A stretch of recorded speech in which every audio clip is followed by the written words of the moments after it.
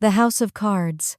How I reclaimed my life from the family who betrayed me. The price of belonging. To understand how they could leave me with nothing but an empty house and a cruel note, you have to go back 6 months. The lie started, as it always did, with a phone call. I was just coming off a brutal 12-hour shift at the hospital, my bones aching with a weariness that felt permanent. My phone buzzed, and it was my mother. I knew from the first choked sob what was coming. It was always a crisis. "Alara, honey," she wept, the practiced sound of her panic instantly putting me on edge. "We're going to lose the house. Your father, he made some bad investments." The figure she quoted felt like a physical blow. $280,000. It was an astronomical sum, the kind of number that feels like a fantasy, but the threat was real. The house. The only anchor I'd ever known. The porch where I'd celebrated my 5th birthday, the scuffed wooden stairs I'd tiptoed down on Christmas mornings. Losing it felt like losing a part of myself. Of course, the manipulation was layered. It was never just about the money. It was about my brother, Leo, the golden child. "What about the money you got from Grandpa's estate?" I asked, already knowing the answer. A sniffle. "Oh, sweetie, we had to use that to help Leo start his business.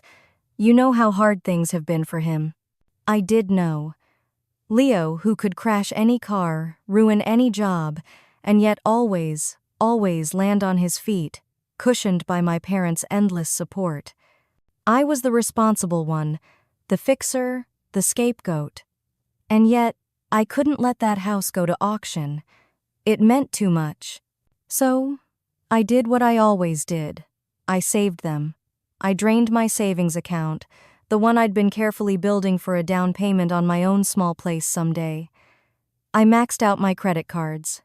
I even took out a high-interest personal loan that made my stomach churn. The day I walked into their living room with a folder full of cashier's checks was a scene straight out of a movie. My father, usually so boisterous, went completely silent.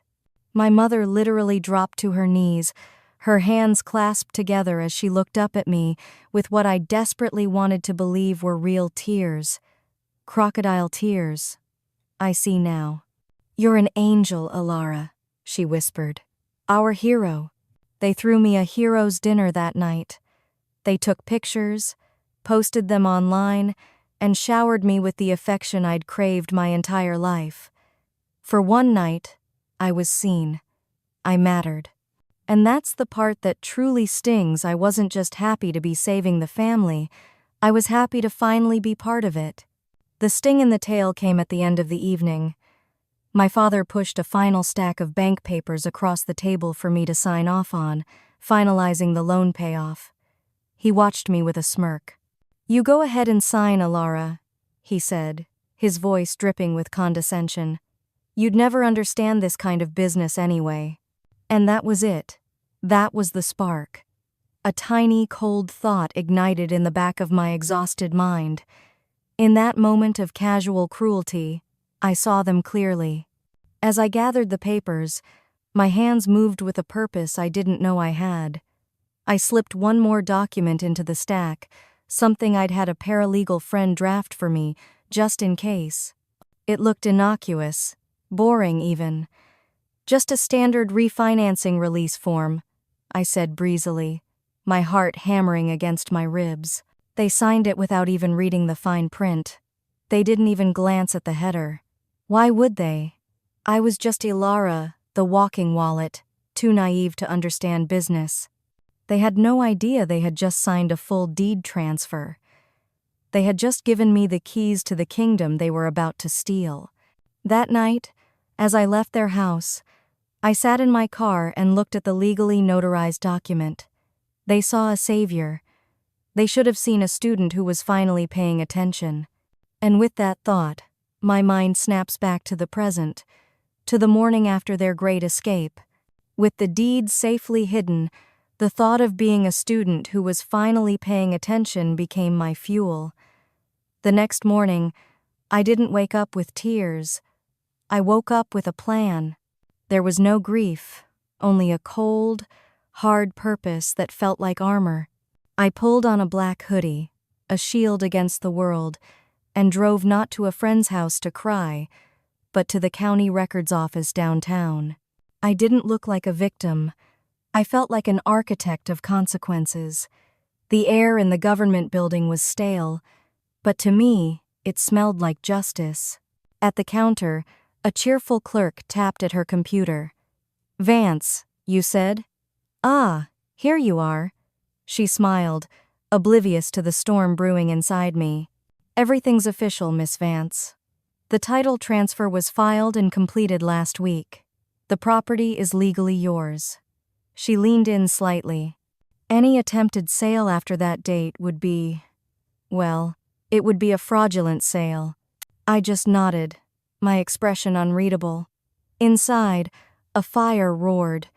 I paid for the certified copies, the crisp paper feeling heavy and powerful in my hands. This was my proof. This was my weapon. Walking out into the bright morning sun, my phone buzzed. A number I didn't recognize, with a Sunstone Coast area code. I imagined my mother, perhaps, calling to gloat. I let a small, tight smile touch my lips and pressed the ignore button. Let them have their moment in the sun. It wouldn't last. My next moves were coldly methodical. I didn't rush. Sitting in my car, I took a deep breath and became a chess player, seeing the whole board. Move 1. I called the real estate agent whose name was on the "for sale" sign I'd ripped from my lawn. My voice was steady, devoid of emotion. "I'm calling about the property at 123 Oak Street. My name is Alara Vance. I am the legal and current owner. I have not authorized any sale. I am emailing you the certified deed from the county records office right now. Consider your deal void." I didn't wait for a response before hanging up and sending the email. The first domino had fallen. Move 2. I used a burner app on my phone to make an anonymous tip to the local sheriff's department. "I'd like to report a case of attempted property fraud at 123 Oak Street," I said, my voice disguised. "You may want to investigate the sellers. They don't own what they're selling." As I drove away, I pictured them. They were probably on a sunny balcony somewhere, clinking champagne glasses, celebrating their cleverness, celebrating a new life built on lies, a future constructed like a house of cards. They were so sure of their victory, completely unaware that I had just pulled the card from the very bottom of the foundation. After making the calls, I did one last thing. I opened my social media and posted a single public sentence for the world to see. Always read the fine print before you burn a bridge. Some bridges are made of steel. Then, I turned off my notifications. The silence I created wasn't empty. It was a weapon, and I would simply wait for them to walk right into it. The silence I had so carefully constructed didn't last long. It was a weapon, yes, but the first sign of it hitting its target came less than 24 hours later. The unraveling began not with a bang, but with a simple text message from my father. "Bank says there's a problem. Call me." I stared at the message, a cold knot of satisfaction tightening in my gut. I didn't reply. Then came the missed calls. 2 from him, 1 from an unknown Sunstone Coast number. And then, the voicemail I'd been waiting for, the one from my golden child brother Leo. His voice, when I played it on speaker in the cavernous, empty living room, was a brittle mixture of rage and pure panic. "What did you do, Alara?" he practically shrieked, the sound echoing off the bare walls. "You've ruined everything. The money is gone. Sophia is losing her mind. You think this is some kind of joke?" I calmly brewed myself a fresh cup of coffee, letting his frantic words fill the space where my furniture used to be. It was, I thought, a rather fitting soundtrack. After listening to it a second time, just to appreciate the notes of desperation, I set my mug down and composed a single group text to all 3 of them. My parents and Leo. My fingers moved calmly across the screen. There was no anger in the words, just the hard, clean edges of the truth. Per state law, I wrote, attempting to sell a home you do not legally own is fraud. The sale is void. The frozen funds will be returned to the buyers. The house is, and has always been, mine. And since you all left in such a hurry, I assumed you wouldn't mind me changing the locks. I hit send and watched the 3 delivered notifications pop up. And then, silence. A profound 3-hour silence that felt heavier than all their shouting. Just as I was beginning to truly enjoy it, my phone lit up again. Another voicemail. This time, it was my mother. The sound of her crying was different now. The usual manipulative, theatrical sobs were gone. This was something else entirely. This was the raw, ugly sound of pride collapsing. "Sweetie," she choked out, her voice thin and ragged. "We made a mistake. We were just trying. We didn't think you'd take it this far." A pause, filled with a shuddering breath. "Your father, he didn't mean what he wrote in the letter. He panicked." Another pause. "Can we please just talk?" I almost laughed. "Talk? You don't talk to someone who stabbed you in the back while you were hugging them." But then, her voice dropped to a conspiratorial, terrified whisper that made the hairs on my arms stand up. "Alara, you don't understand what you've done," she rasped. "You don't know what he will do to us now." The line went dead. I stared at my phone, the legal facts of the situation momentarily forgotten. He? Who was he? For the first time, a thread of genuine mystery wove its way into my anger. I deleted the voicemail. I felt no pity, only a cold, chilling clarity. My family hadn't just built their dream on a foundation of lies. They had built it in the shadow of something else. Something they were afraid of. I picked up my phone again. But instead of spiraling into questions about their secret life, I made a call to a local locksmith. The full consequences of their actions were only just beginning to fall, and it was time to secure my property. After the locksmith finished, the click of the new deadbolt sliding into place was the most satisfying sound I had ever heard. The house was quiet for days, a peaceful silence that felt earned. My mother's cryptic warning about some mysterious he faded into the background, overshadowed by the simple, solid reality of my ownership. Then, a few days later, the phone rang with a blocked number. I knew the piece was over. I answered and said nothing. A ragged, broken sound came through the speaker. It took me a moment to recognize it as my brother's voice. "Alara?" I remained silent. "Let him speak first." "She's gone," Leo choked out, the arrogance completely stripped from his tone. "Sophia left me. She took the kids." He let out a bitter, shuddering laugh. "She found the letter, Alara. The one from Dad. She read what he called you, and she looked at me and said she couldn't be married to a spineless parasite." The word hung in the air between us. "Poetic, really," he continued, his voice rambling with the cadence of someone who has hit rock bottom. "Mom and Dad, they're sleeping on an air mattress in Uncle Marcus's basement. It's damp down there. He says they can't stay past the end of the week.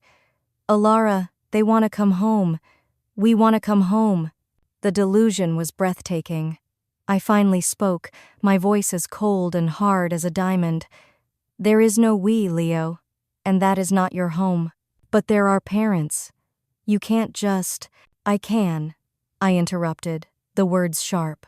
"You stood there and watched me drain my entire life to save you, and you didn't even have the decency to say thank you. There are no more chances." I ended the call. That conversation was the final push I needed. This wasn't just a legal battle anymore. It was an exorcism. I walked through the house, my house, and began to gather their ghosts.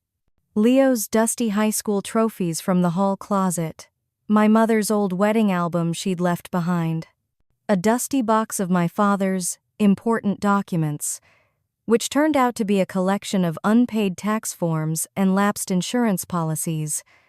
I put every last remnant of their lives into a single large cardboard box. With a thick black marker, I wrote on the side, "Return to sender." Driving to Uncle Marcus's felt like the last leg of a long journey. When he opened the door, the smell of stale coffee and defeat hit me. Over his shoulder, I could see them. My mother, with frizzy, unwashed hair. My father, his eyes sunken and hollow. And Leo, slumped on the floor in sweatpants, scrolling numbly on his phone like a ghost. This was the final confrontation, but there would be no shouting. I didn't step inside. I just set the heavy box on the porch. My father's eyes flickered toward it, a pathetic spark of hope in them. I looked right at him. "You should have just said thank you," I said, my voice quiet but carrying the weight of years. "Instead of treating me like your personal savings account." My mother opened her mouth, but no words came out. She just looked smaller. I turned to leave, my purpose fulfilled. But then Leo stood up, his voice cracking. "Alara, wait. What are we supposed to do now?" I paused at the edge of the porch, without turning around. I gave him the only answer I had ever been given. The only one they had ever taught me. "Figure it out." And I walked away. No tears, no screaming, just the sound of my footsteps fading into their stunned silence. This was the final goodbye. As I drove away, I pulled over, deleted their numbers, and left the family group chat forever. The war was over, and for the first time, the silence in my mind was absolute. It was peace. In the weeks that followed, that absolute silence didn't become empty. It became peace. The loud, frantic noise of their needs and their crises was gone, and in its place, something new began to grow. The process of healing wasn't a single event. It was a series of small, quiet choices. I started by reclaiming the space. I painted the living room walls a warm, sunny yellow, erasing the gray shadows of the past. In the front yard, where my mother's anger had torn up the flower beds, I planted lavender and roses, their fragrance a sweet defiance. My father's old office, the one I was never allowed to enter, became the headquarters for my own small graphic design business, a space for building a life that was entirely mine. The house began to fill with new sounds. The laughter of real friends who said thank you and meant it, the gentle hum of my laptop, the quiet satisfaction of my own thoughts. One morning, an email arrived from Sophia, Leo's ex-wife. It was short, a stark confession. She told me she was sorry she didn't see the toxicity sooner, that my parents had treated her like unpaid staff, and that she finally understood. "You were the only one with a real backbone," she wrote. "You have more true strength than any of them." I read her words and felt a quiet hum of validation, but I didn't reply, not yet. The old Alara would have leaped at the chance for an ally, for someone else to finally see. But the new Alara understood that protecting her hard-won peace was more important than engaging in their post-mortem drama. My self-worth no longer depended on anyone else's validation. This was never about revenge. It was about reclamation. I didn't destroy them, they destroyed themselves with their own greed and deceit. I just stopped saving them from the fall. I stopped paying to belong in a family where love was a transaction. Instead, I built a home, not with bricks and mortar, but with boundaries, with self-respect, and with the quiet, unshakable knowledge that I was finally, truly, safe.